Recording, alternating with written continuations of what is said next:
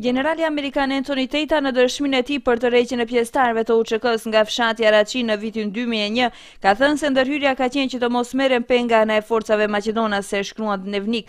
Njerëz Tata po se UÇK-ja ka marrë ndihmë në ushtar, armë, municion dhe pajisje qera ushtarake nga Kosova.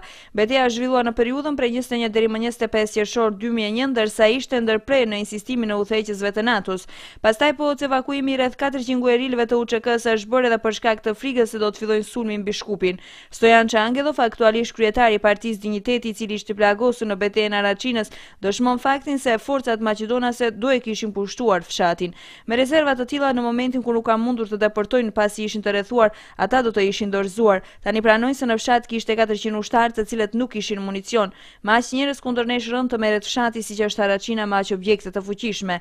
Ajo rezistencë nuk mund të merret për vetëm 2-3 ditë por më shumë. Përveç kësaj, ne nuk kemi pasur artilleri të rënd dhe nuk kemi rënuar shtëpi dhe objekte të tjera ku fsheheshin ata. Së pari do duhet i përzëm nga istikamet rreth fshatit, ndërsa aksioni është ndërprer kur nisëm të marrim shtëpinë e para në fshat. Ata sigurisht do të pranonin disfatën nëse nuk pengoj aksioni, thot Angellov, por në bazë të gjithë deklarimeve nga ana e ish-komandantëve dhe ushtarëve të cilët kanë luftuar në fshat, derisa kjo fitore i ka takuar UÇK-s përmes një rezistence të dinjitetshme ndaj forcave të sigurisë maqedonase, gjë e cila pasoi pastaj me tërheqjen e tyre me urdhrin e NATO-s. Pas kësaj tërheqje, kriza e krijuar është zgjedhur me mjete politike.